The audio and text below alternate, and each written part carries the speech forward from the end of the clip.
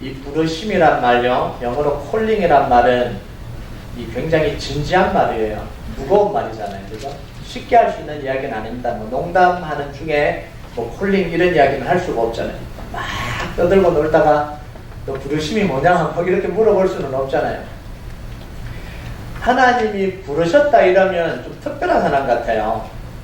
제가 하나님이 불러서 왔습니다 이러면은 누굴 만났는데 하나님이 저를 부르셔서 왔습니다 이러면 좀 느낌이 좀 다르잖아요. 특별한 사람에게만 주어지는 제한적이고 신비적인 사건 이렇게 생각해요. 선지자들, 제사장들, 오늘날은 목회자들에게만 주어지는 거 아닌가 이런 생각을 하기도 하고요. 그래서 하나님의 부르심이다 이렇게 이야기를 하면 우리와는 좀 별개가 아닌가 이런 느낌을 받을 때가 참 많아요. 자, 그런데 하나님이 성경에서 불렀던 사람들의 모습을 보면요, 처음에 우리와 하나도 다르지 않다는 걸 알 수 있습니다. 나중에 보면 참 위대한 사람이 되기도 하고요, 멋있는 사람이 되기도 하는데 처음 하나님의 부르실 때 모습을 보면 참 우리와 별반 다를 것 없는 그런 사람들이에요. 다윗은요, 아버지와 형들에게 무시당해서 혼자 양을 치고 있는 상처받은 아이잖아요. 이 마음의 상처를 가지고 이 혼자 양을 치고 있는 그 목동, 그 다윗을 하나님이 부르셨다는, 그게 부르심이었어요. 야곱은 형 에서의 장자권 한번 뺏어보려고 얕은 술을 부리고 있는 좀 못난 사람 아니에요. 꼭 우리 모습 같잖아요. 뭐 하나 얻어보려고 이 못난 계략을 부리고 있는 꼭 우리 모습이에요. 그런데 하나님은 그런 야곱을 부르시는 거예요. 요셉은 아버지 사랑을 믿고요, 형들을 불편하게 하는 이 철없는 아이였습니다. 여러분, 이게 참 재밌어요. 제가 막내이기 때문에 아는데요, 이 형들을 아버지한테 고자질하게 해서 형들이 혼나는 걸 보면 통쾌합니다. 이게 다 해본 거잖아요. 그러니까 형들이 얼마나 같이 놀고 싶지 않겠어요. 안 그래도 지금 이 엄마가 달라서 라헬만 사랑해서 그 아들 막 사랑해주고 있는데 이 요셉까지 그러고 있으니까 꼴보기가 싫으니까 다 이렇게 왕따시켜버리고 이러잖아요. 그게 왜 그러냐면 요셉이 그렇게 행동을 한 거예요. 여러분, 그런데 하나님이 이들을 불러서 사용했다. 이들에게 부르심이 있었다라는 이야기예요. 하나님이 부름을 받고, 하나님의 부름을 받고 사용되면서 평범했던 사람들이 점점 바뀌어져 갑니다. 괜찮은 사람이 돼요. 그리고는 대단한 사람이 됩니다. 여러분, 망나니 같은 인생도요, 하나님의 손에 붙들리면 정금 같은 인생으로 변화되는 거예요. 네. 여러분, 한번 보세요. 여러분의 그 옛날 일을 한번 떠올려 보세요. 부끄러워서 그게 떠올릴 수 있어요. 저는 가끔씩 옛날 일을 떠올리면요, 부끄러워서 제 혼자 있는데도 얼굴이 막 붉어져요. 이 옛날 모습으로 제가 이 강단에 섰다고 한번 생각을 해보세요. 얼마나 부끄럽겠습니까? 그나마 그래도 하나님이 좀 불러주셔서 좀 믿음으로 살고 그러니까 좀 가려지니까 그래도 좀 괜찮다. 괜찮다 싶을 정도로. 보세요. 뭐 제 성격 다 나온다고 한번 생각을 해보세요. 목회하다가 제가 뭐 저는 성격이 없습니까? 제 성격대로 다 한다고 한번 생각을 해보세요. 화나면 화내버리고요, 짜증나면 짜증내버리고요, 하고 싶은 말 다 쏟아버리고요. 그런다고 한번 생각을 해보세요. 목회가 되겠습니까? 여러분, 이게 한 사람이라도 여기 남아있겠습니까? 여러분, 우리 본 모습이 아니라 하나님이 부르실 때 하나님의 손에서 들려지면 우리가 바뀌기 시작해요. 진흙이 토기장의 손에 들려지면 이 더러운 진흙이잖아요. 이 뭐예요? 아무 보잘것없는 이 진흙이 토기장의 손에 들어가니까 주물럭주물럭 물러지고 작품이 나오잖아요. 어마어마한 가치의 작품이 나오잖아요. 이게 다 우리 모습이에요. 여러분, 정말 여러분이요, 하나님의 손에 붙들려지는 그런 축복이 있길 주님의 이름으로 축복합니다. 아멘. 여러분 있는 그대로 다 나오지 마시고 하나님께 붙들린 모습이 여러분 속에서 나오길 주님의 이름으로 축복합니다. 아멘. 하나님은요, 자신이 불러서 사용하는 사람을 얼마나 기뻐하는지 몰라요. 얼마나 존귀하게 생각하는지 모릅니다. 여러분 1절을 다 같이 한번 볼까요? 1절 같이 한번 불러보겠습니다. 시작. 내가 붙드는 나의 종, 내 마음에 기뻐하는 자, 곧 내가 택한 사람을 보라. 내가 나의 영을 그에게 주었은즉 그가 이방의 정의를 베풀리라. 하나님이 자기가 불러서 사용하는 사람을 뭐라고 부르시냐면 나의 종이다 이렇게 이야기해요. 내가 기뻐하는 사람이다 이렇게 이야기합니다. 내가 붙들어주는 사람이다 이렇게 이야기합니다. 여러분 얼마나 친근해요. 얼마나 애정이 넘칩니까? 여러분 이런 이야기 들어본 적 있어요? 저 사람은 내 사람이니까 손대지 마. 여러분 얼마나 그럼 힘이 납니까? 힘 있는 사람이 얘는 이 사람은 내 사람이니까 내가 뭐 말하지 말아라. 그러면요 사람이 얼마나 힘이 납니까? 하나님은 이런 하나님이다. 하나님이 자기가 부른 사람을 향해서 내가 기뻐하는 사람이다. 내가 택한 사람이다. 내가 지키는 사람이다. 내가 붙들어주는 사람이다. 여러분 이 말씀이 우리에게 선포될 때 우리가 얼마나 큰 축복일까요?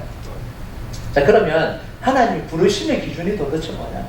하나님이 어떤 사람을 불러서 이렇게 만드시냐는 거예요. 그럼 능력도 아니고 재력도 아닙니다. 지식도 아니고요. 키도 아니고 외모도 아니에요. 그렇다고 집안이 좋은 사람들을 불렀던 것도 아닙니다. 성경에 보면 그렇잖아요. 아무도 그런 사람이 없어요. 하나님의 부르심을 보면요 굉장히 까다로울 것 같은데 굉장히 간단합니다. 내가 붙드는 나의 종, 내 마음에 기뻐하는 자, 내가 택한 사람, 이 세 문구 속에 하나님의 마음이 다 표현되어 있습니다. 내가 붙드는 나의 종, 내 마음에 기뻐하는 자, 내가 택한 사람. 여러분 무슨 생각이 드십니까? 이 세 문구를 들으면서. 여러분 복잡하지 않아요. 하나님이 어떤 사람 택한다고요? 내 마음에 드는 사람 선택합니다. 하나님. 없어요. 이력서 받아서 이 뽑는 게 아니고 내 마음에 드니까 선택을 한다라는 거예요. 이게 하나님의 부르심입니다. 여러분 여러분의 파트너를 선택할 때 어떻게 뽑으셨습니까? 이력서 다 받고 뽑으셨어요? 결혼하기 전에 이력서 다 받고 뽑으셨습니까? 예? 재력이 얼마인지 재산 다 이렇게 보시고 예, 뭐 학력이 어떻게 되는지 다 보시고 선택하셨어요? 어느 순간 보니까 마음에 드는 거예요. 그래서 선택한 거 아니에요. 부모가 데리고 왔는데 부모가 마음에 안 들어요. 왜 이런 사람을 데리고 왔냐니까 내가 좋은 걸 어떡하냐고. 내가 좋은 걸 어떡하냐고요. 이게 다 하나님을 닮아서 그런 거예요. 우리가요. 네, 우리가 다 하나님을 닮아서 그런 거예요. 하나님이 자기 좋은 사람을 선택하는 겁니다. 자, 그런데 정확하게 말하면요 내 마음에 기뻐하는 사람을 내가 선택해서 내가 붙들어 주겠다 이렇게 해요. 이게 하나님이에요. 내가 마음에 드는 사람 내가 선택해서 내가 붙들어 주는 거예요. 자 그러면요 하나님 어떤 사람을 마음에 들어 하시냐, 이게 중요하잖아요. 어떤 사람을 마음에 들어 하시냐. 1절에서 4절까지 보면 하나님이 선택한 종의 모습이 나옵니다. 어떤 일을 하는지 4가지가 나와요. 첫 번째는 1절에 뭐예요? 정의를 베푼다 이렇게 이야기합니다. 정의로운 사람이라 정의롭게 행동하는 사람. 이 두 번째 2절에는 뭐라 그래요? 외치지 않고 목소리를 높이지 않고 거리의 소리가 들리지 않게 한다. 이거는 교만하거나 자기 과시를 하지 않는 사람이다 이런 이야기잖아요. 이 세 번째 3절에는요 상한 갈대를 꺾지 않고 꺼져가는 등불을 끄지 않는다. 약한 사람과 가난한 사람을 돌보고 약자 편에 서서 보호하는 사람이라는 거예요. 네 번째요 4절에 보면 쇠하지 않고 낙담하지 않는다. 두려워하거나 낙심하지 않는 이 담대한 사람이라는 거예요.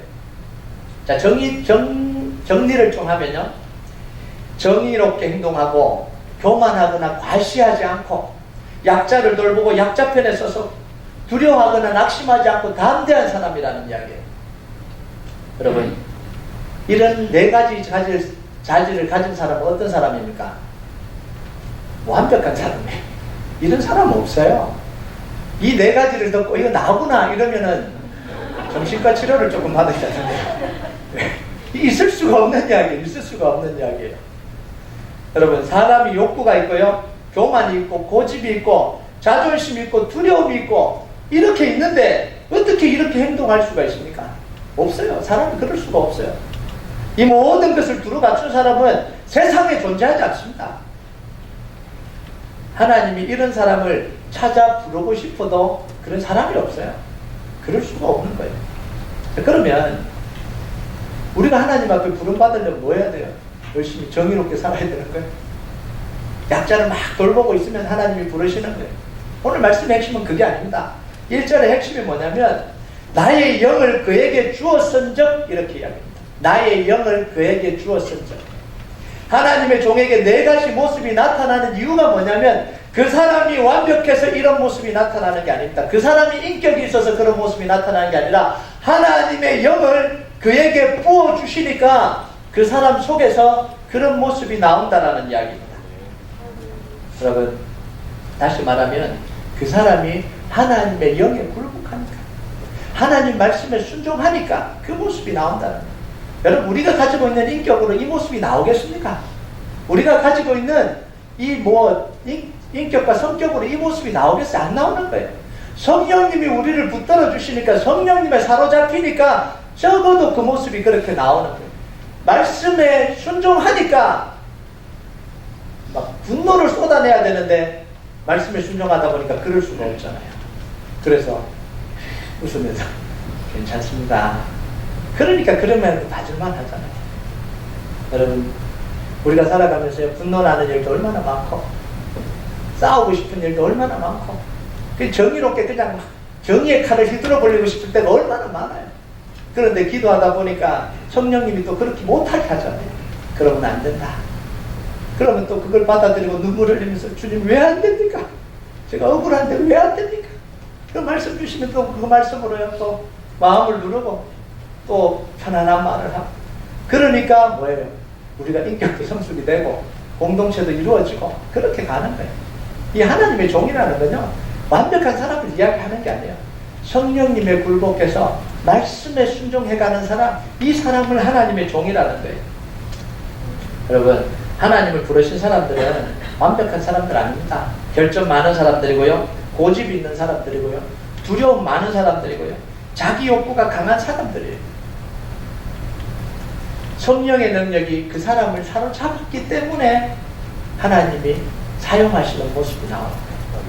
여러분, 예수님도요, 자기의 모습이 나왔다고 이야기를 하잖아요. 자기 능력으로 했다고 이야기하지 않습니다. 성령의 능력에 사로잡혀서 예수님이 사역을 감당했다, 이렇게 이야기합니다. 사도행전 10장 38절을 보면요, 우리 같이 한번 읽어볼까요? 시작. 하나님이 나사렛 예수에게 성령과 능력을 기름부터 다셨음에 그가 두고 다니시며 선한 일을 행하시고 마귀에게 눌린 모든 사람을 고치셨으니 이는 하나님이 함께 하셨습니다. 하나님이 나사렛 예수에게 성령과 능력을 어떻게 하셨다고요? 기름부터 다셨다는 거예요. 조금이 아니라 예수님에게도 성령의 능력이 기름부터 하셨기 때문에 그 일을 다 감당할 수 있었다라는 이야기예요. 하물며 우리 능력으로 어떻게 합니까? 우리 성격으로 어떻게 합니까? 우리 인격으로 어떻게 해요? 성령에 사로잡히지 않으면 다 똑같아요. 여러분, 자기 생각, 자기 고집을 부리는 사람들이요, 얼마나 못나 보이는지 아십니까? 정말 못났어요. 자기 고집 내세요, 자기 생각 내세요. 그러니까 주변에서 보고 있으면 참 못났다, 이런 생각이 듭니다. 그런데요, 정말 성령님의 사로잡히고요, 말씀 때문에 기도하고 그러면서 참았고 하나님이 주시는 마음대로 살려고 하는 그 사람들을 보면요, 참 멋있다라는 생각이 듭니다. 때로는요, 경외감까지 듭니다. 이야, 이게 뭐 목회자가 아니고요, 성도들, 그런 성도들을 바라보면 목회자가 존경심이 들어요. 경외감이 듭니다. 그런데 막 자기 고집 내세우고 내 것 그렇게 하면요, 참 못났다, 이런 생각이 들어요. 말은 안 하죠. 우리 교회는 그래서 걱정하는 것이죠. 또 목사님도 나들라고 하는 소리 아닌가, 또 상처받고 또 나가면 또 고개 돌리고 나가시면 어깨를 주시고 이러면 축복합니다. 네. 지금까지는 일반적인 이야기를 했고요, 지금부터 좀 구체적인 이야기를 했는데, 이 본문 속에 등장하는 이 종이 누구냐는 거예요. 이 본문 속에 등장하는 이 종이 누구냐는 거예요. 이 학자들도 클리어하지 않습니다. 그래서 여러 가지 이야기, 백성이다 뭐 그러기도 하고요, 다양한 해석을 내놓는데 이거 다 이렇게 본문이 어렵다는 이야기예요. 해석하기가 참 어려운 거예요, 이사야서가. 그런데 문맥 속으로 보면 한 두 가지 정도로 볼 수 있는데요, 역사 속으로 보면, 역사적으로 보면 이스라엘 백성들의 이 시대와 역사를 봤을 때는 이스라엘 백성들을 포로에게서 귀환하게 한 고레스 왕이다라고 추측을 합니다. 고레스 왕은 바벨론이 망하고 세계의 패권을 차지했던 이 페르시아, 성경에는 바사라고 기록이 되어 있죠. 그 초대 왕입니다. 이 고레스가 이스라엘 백성들을 구원하는데 쓰임받았습니다. 포로로 잡혀있던 이스라엘 백성들을 포로 귀환을 칙령을 내린 왕이 바로 이 고레스 왕입니다. 같이 한번 볼까요? 에스라스 1장 2절에서 3절 같이 읽겠습니다. 시작. 바사왕 고레스는 말하노니 하늘의 하나님 여호와께서 세상 모든 나라를 내게 주셨고 나에게 명령하사 유다 예루살렘에 성전을 건축하라 하셨나니 이스라엘 하나님은 참 신이시라. 너희 중에 그의 백성된 자는 다 유다 예루살렘으로 올라가서 이스라엘 하나님 여호와의 성전을 건축하라. 그는 예루살렘에 계신 하나님이시라. 이스라엘 백성들이 포로에서 귀환하고요 성전을 지을 수 있었던 이유가 뭐냐면 이 고레스 왕의 칙령 때문에 그렇습니다. 자, 그런데 고레스 왕은 이스라엘 사람도 아니고 이스라엘 왕도 아닙니다. 이방 나라 왕이에요. 그런데 이 칙령을 선포한 게 자기가 선포한 게 아니라 하나님이 자기에게 말씀하셨기 때문에 선포했다, 이렇게 이야기합니다. 하나님이 이방 나라 왕인 고레스를 통해서도 하나님의 구원을 이루어 가신다는 이야기예요. 그래서 종으로 쓰임 받은 거예요. 또 하나 보면 영적으로 보면 이 종은 누구예요? 우리 예수님이에요. 하나님의 종은 예수님입니다. 그래서 마태는 오늘 본문을 예수님을 묘사하는 것으로 인용을 했습니다. 마태복음 12장 18절에서 20절까지요.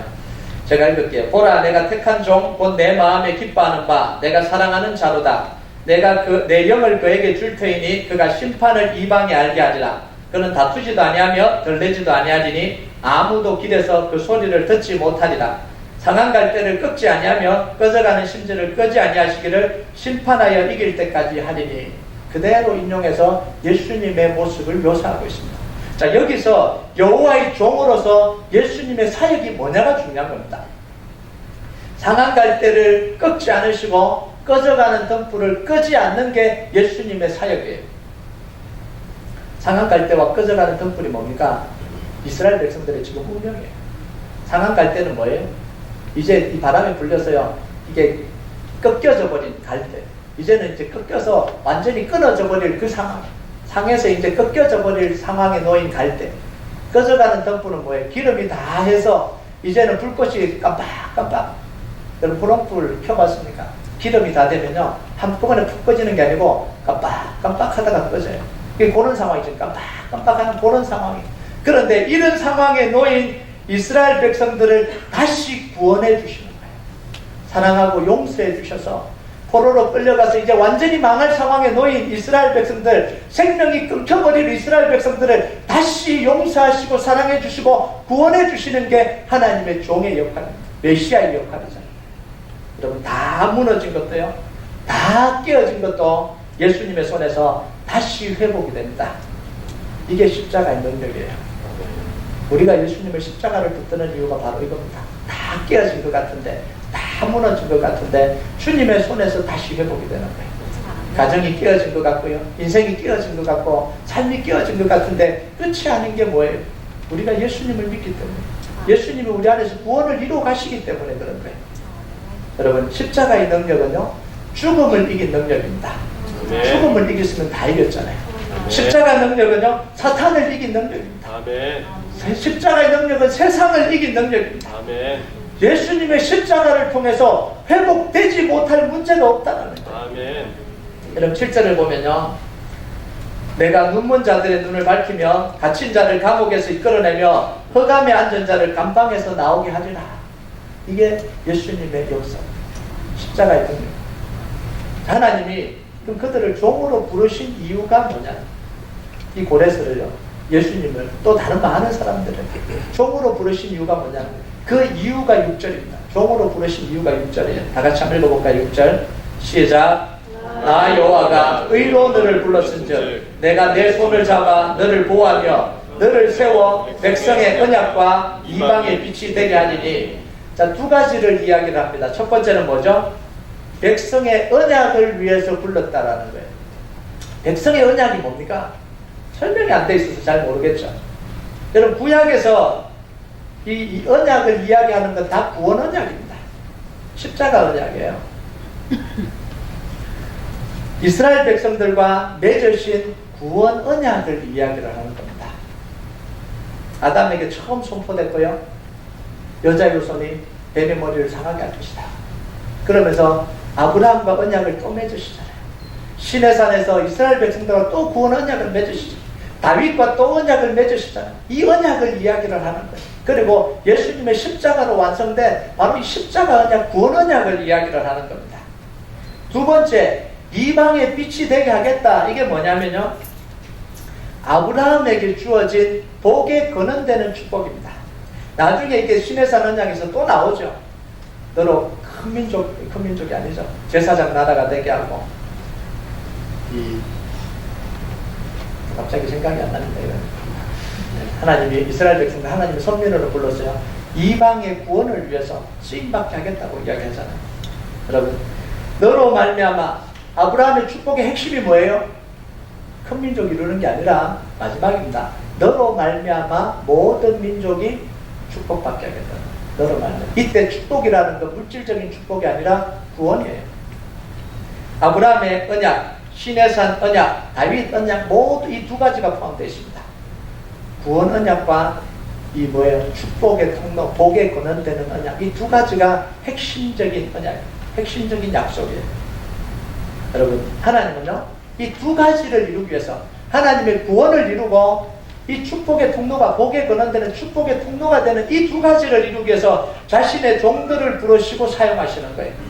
여러분, 고레스 왕은 이 구원 언약을 성취했습니다. 그죠? 이스라엘 백성들이 돌아와야 되잖아요. 예루살렘 성전이 재건돼야 되잖아요. 그래야지 하나님의 이 구원 언약이 이어지잖아요. 끊어지지 않고 이어지잖아요. 그 고레스를 통해서 그걸 성취하셨고요. 예수님의 십자가를 통해서 그 언약을 완성하셨습니다. 자, 그럼 끝났냐는 거예요. 여기서 우리는요, 하나님의 종의 의미를 조금 더 확장시켜야 됩니다.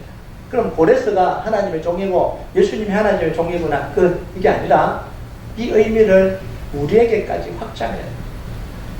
하나님의 종의 의미를 조금 더 확장하면요, 십자가를 통해서 구원받은 우리에게까지 확장이 되는 게 이게 하나님의 종의 의미예요. 하나님은 십자가 사랑을 경험한 우리가 십자가 사랑을 나누기를 원하십니다. 그걸 위해서 우리를 부르시는 거예요. 그래서 신약에서 가장 큰 두 가지 명령이 뭡니까? 마태복음 28장 18절에서 20절 한번 읽어볼까요? 시작. 예수께서 나와 말씀하여 이르시되 하늘과 땅의 모든 권세를 내게 주셨으니 그러므로 너희는 가서 모든 민족 제자를 삼아 아버지와 아들과 성령의 이름으로 세례를 베풀고 내가 너희에게 분부한 모든 것을 가르쳐 지키게 하라. 올지어다 내가 세상 끝날까지 너희와 항상 함께 있으리라 하십니다. 이 명령을 하시기 위해서 하나님, 예수님 뭐라 그럽니까? 하늘과 땅의 모든 권세를 내게 주셨다. 하늘과 땅의 모든 권세를 가지고 명령하신 명령이 뭐냐면 땅끝까지 복음 전하라는 거예요. 십자가 사랑 전하라는 거예요. 그럴 때 그때 하나님이 영원토록 함께 하시겠다 이렇게 약속했죠. 두 번째 약속이 뭐예요? 사도행전 1장 8절 오직 성령이 너희에게 임하시면 너희가 권능을 받고 예루살렘과 온 유대와 사마리아와 땅끝까지 이르러 내 증인이 되리라. 성령이 임할 때 일어나는 현상, 십자가의 증인되는 거예요. 하나님은 오늘도 이 부름에 응답한 사람들과 함께 하시고요. 종으로 삼으시고 지키시고 기뻐하시고 내 사람이다 이렇게 해주신다는 거예요.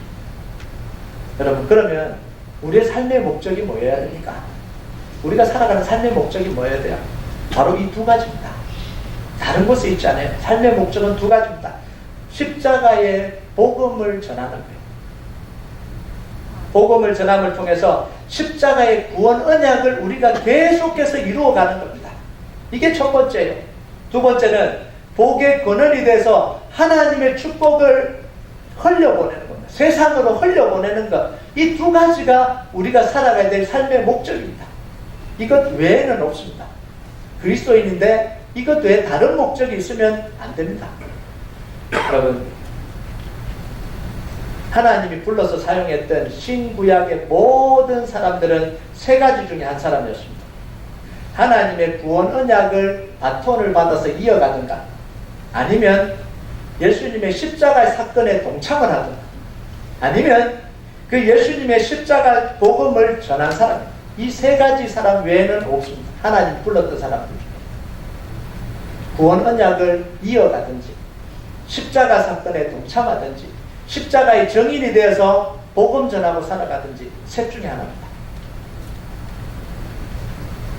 하나님의 부르심은요, 십자가의 구원과 별개로 이루어진 적은 단 한 번도 없습니다.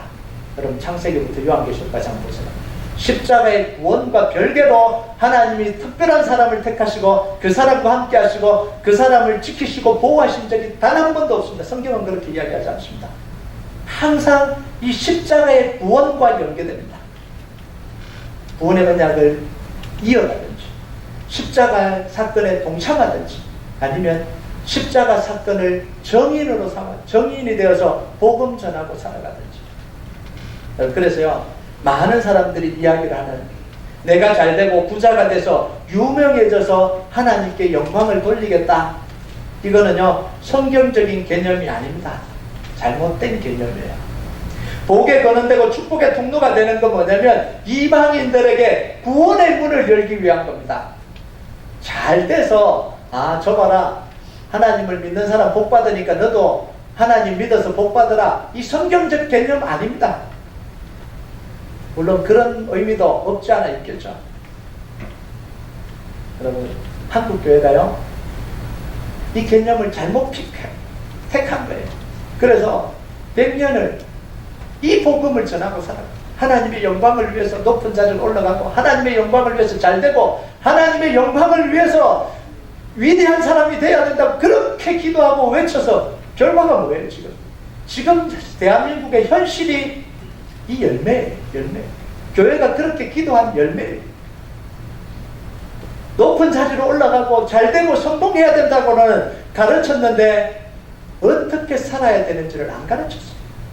그리스도인으로 사는 게, 손 부르심을 받아서 사는 게 뭔지를 안 가르친 거예요. 그러니까 대한민국에서요 문제 일으키는 많은 사람들이 크리스찬들 아니에요. 이거 다 교회가 잘못 심은 열매예요. 우리 책임이에요. 왜 이런 이 적용이 나왔냐면요, 다윗이 왕이 되고 요셉이 총리가 되고 다니엘이 이 페르시아에서 고위직으로 올라가니까 우리도 그렇게 해야 된다, 그걸 택한 거예요. 그러면서 기도하면서 그렇게 되기를 갈망해 왔는 거예요.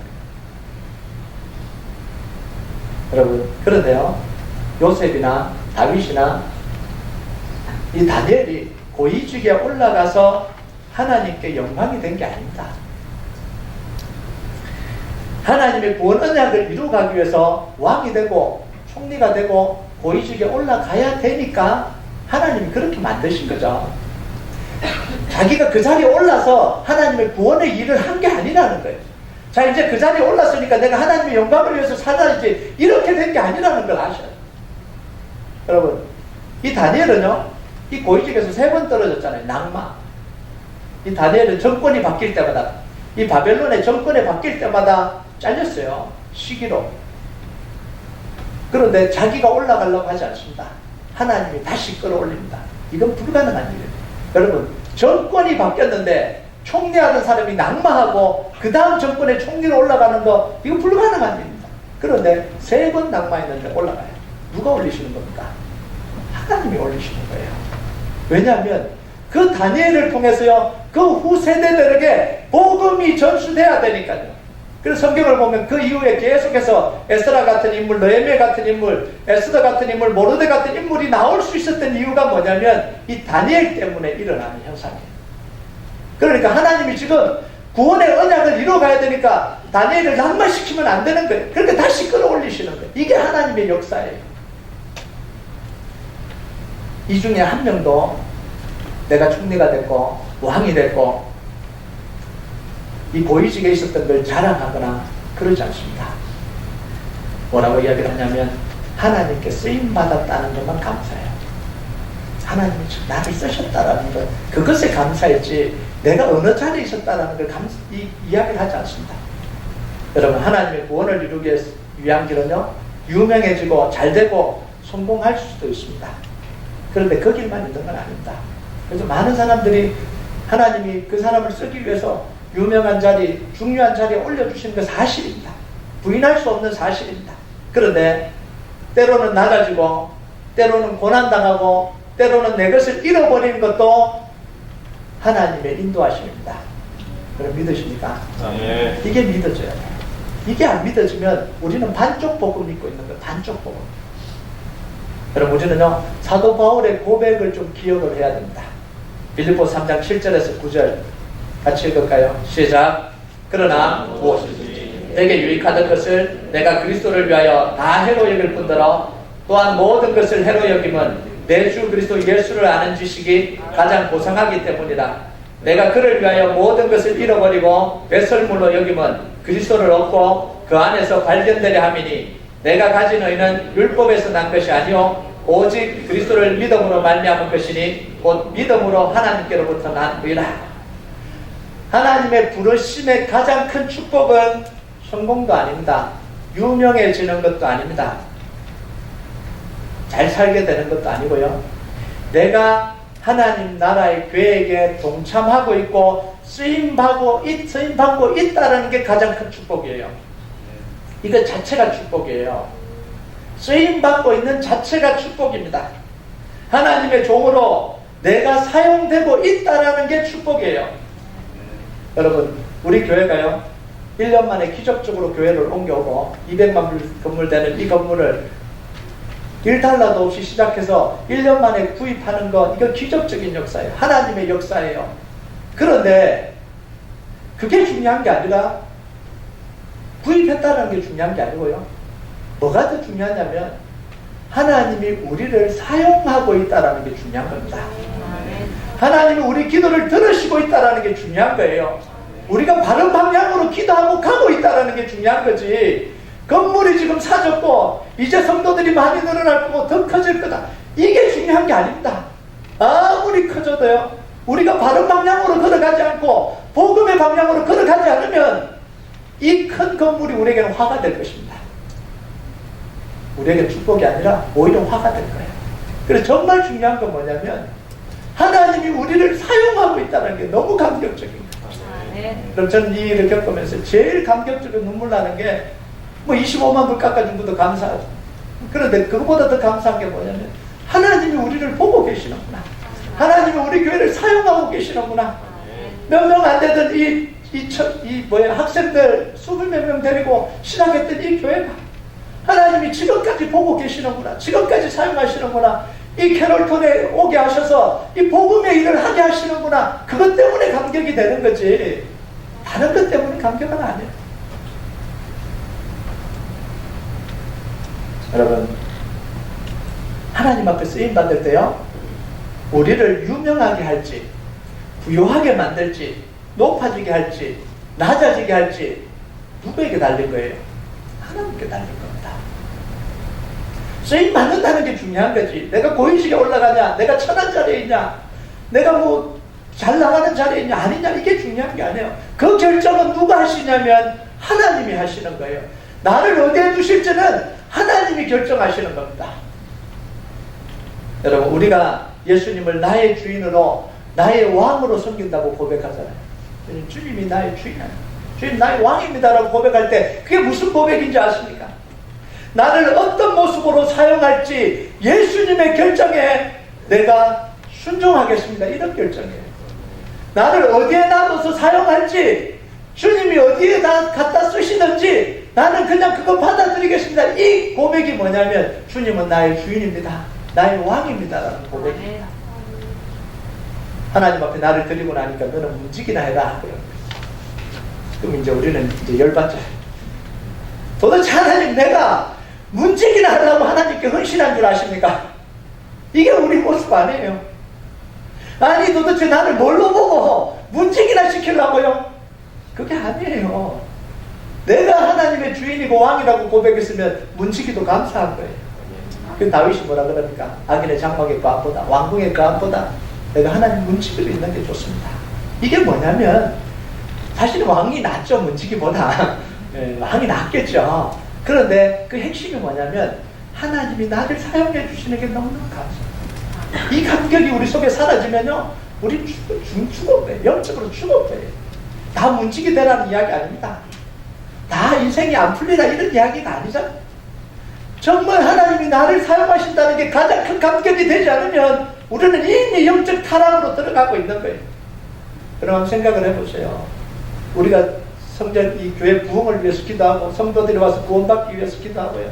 그러면서 교회가 이렇게 사람들이 늘어나고 이렇게 위해서 기도하는데 도대체 뭘 위해서 그걸 기도하십니까? 교회가 좀 더 알려지려고요. 교회 커지면요 목사 유명해지려고요. 책도 쓰고 강연도 나가고 좋을지도 몰라요, 그죠? 그런데 그게 중요한 게 아니에요. 정말 우리가 하나님 안에서 복음의 길로 걸어가냐, 바른 길로 걸어가냐, 정말 생명 살리는 하냐, 이게 중요한 거예요. 그런 교회라면 100배 커지는 게 하나님의 욕망 아닙니까? 그런 교회라면 수천 배 커져야 되는 거예요. 근데 그런 교회가 아니라면 안 커져야 됩니다.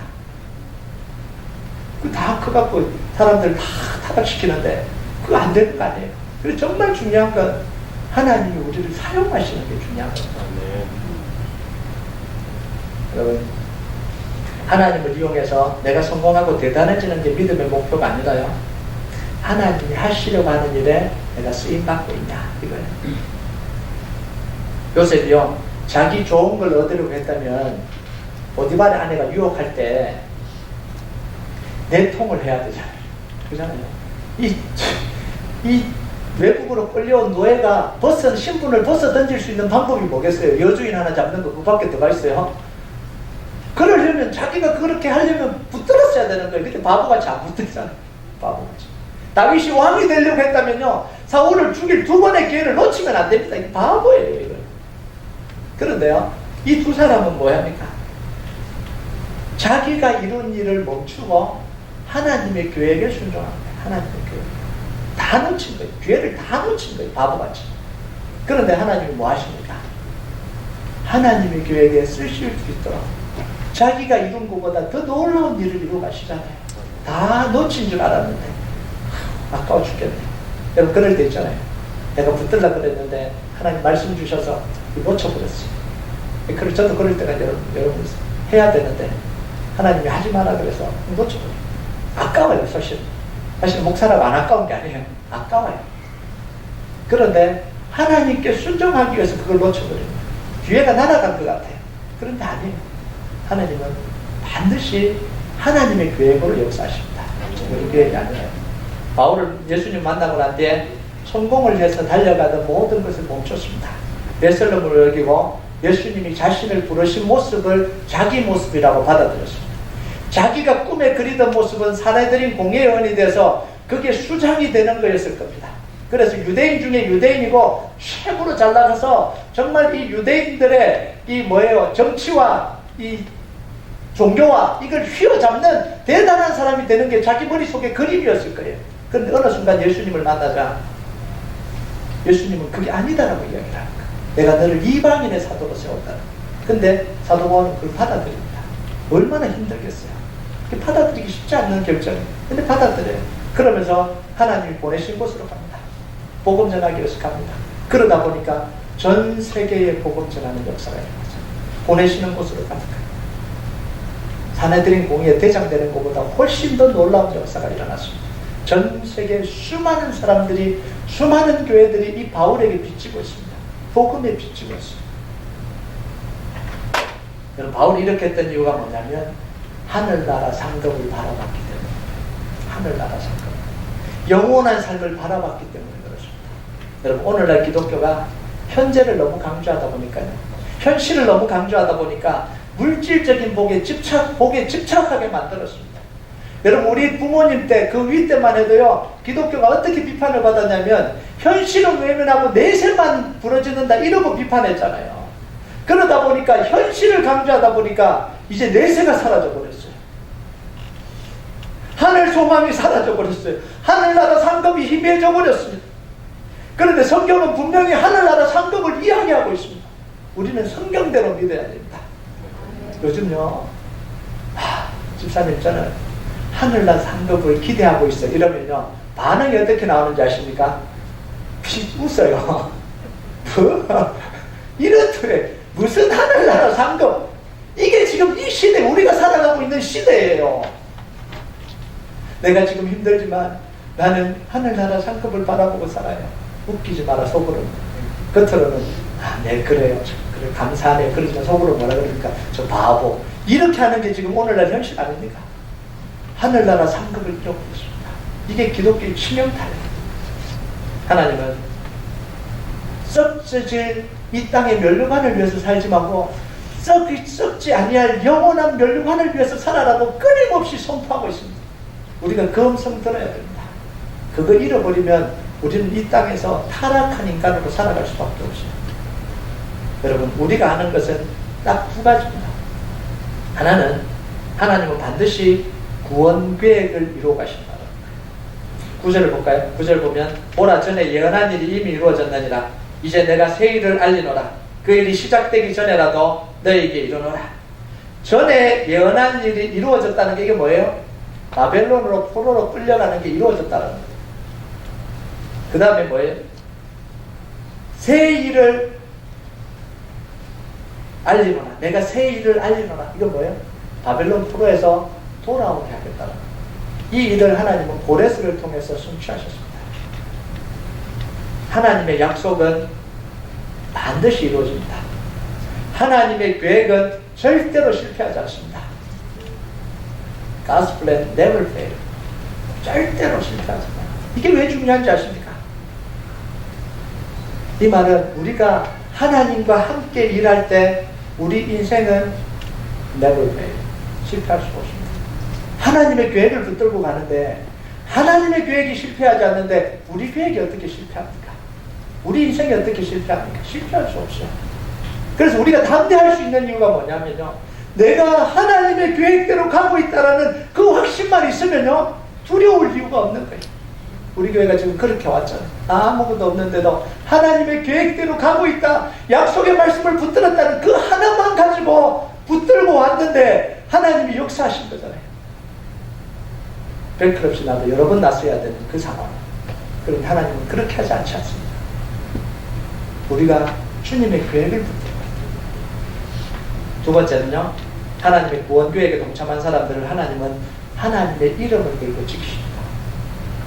8절을 보면요, 나는 여호와니 이는 내 이름이라. 나는 내 영광을 다른 자에게 내 찬송을 우상에게 주지 아니하리라. 하나님은 하나님의 이름을 걸고 하나님의 약속을 이어가는 사람들을 지키십니다. 우리가 하나님의 계획을 붙들고 가지고 우리가 망하면 누구의 영광이 가려집니까? 하나님의 영광이 가려집니다. 그렇게 하지 않겠다는 거예요. 내 영광을 다른 자에게 주지 않겠다는 거예요. 내 찬송을 우상에게 주지 않겠다. 우리 인생에서 가장 행복한 게 뭔지 아십니까? 인생의 성공도 아니고요, 잘 살게 되는 건 아니고요, 하나님 앞에 쓰임받고 있는 게 그게 가장 행복한 겁니다. 하나님 나를 써주신다는 게 이게 너무너무 감사해요. 너무너무 감격. 그럼 제가 목회를 하면서 제일 감사한 게 뭐냐면 하나님이 나를 그래도 사용해주고 있다.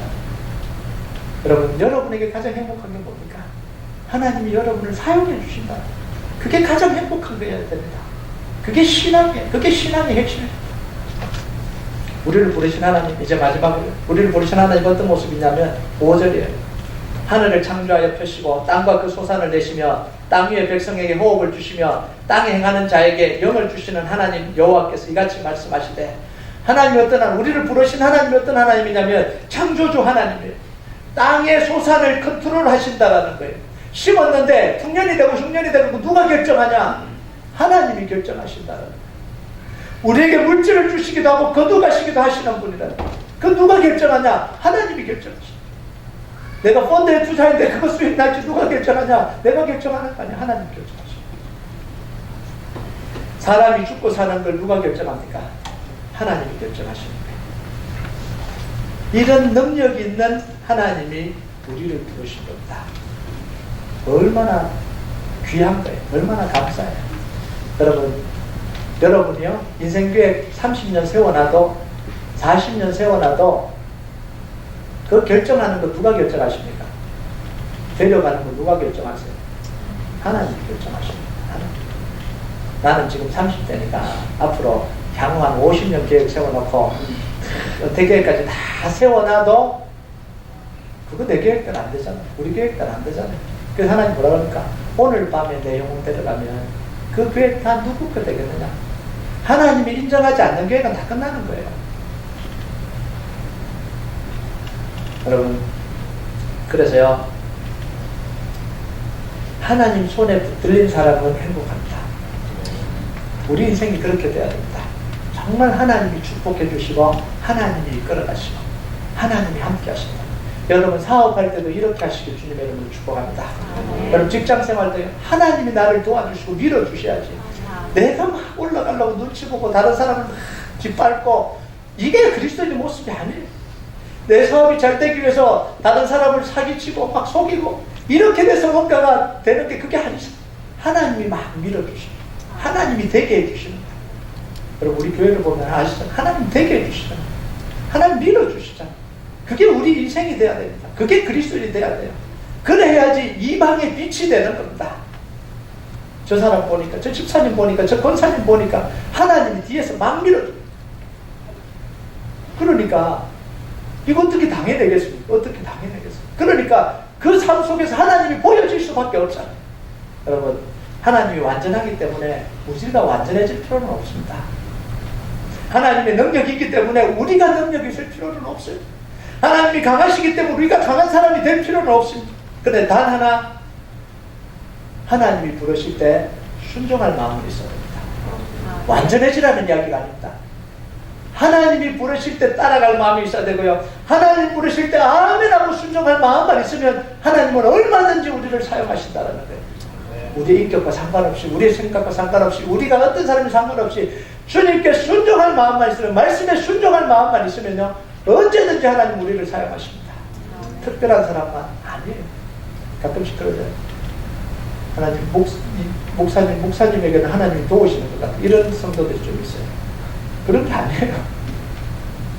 목사라고 돕고 평신도라고 안 돕고 그런 하나님이 어디 있어요. 하나님의 계획에 순종하기만 하면 하나님은 도우실 수밖에 없는데, 여러분 그 인생 살아가는 축복이 있길 주님의 이름으로 축복합니다. 우리 같이 좀 찬양했으면 좋겠는데요. 제가 설교 준비 끝내고 난 뒤에 가장 먼저 떠올랐던 찬양이 이 찬양입니다. 주님 다시 올 때까지 나는 이 길 가겠습니다. 그 길이 좁은 길일지라도, 그 길이 힘든 길일지라도 주님 불러주신 길, 그 길에 내가 있기를 원합니다. 주님이 두어주신 그 자리에 내가 있기를 원합니다.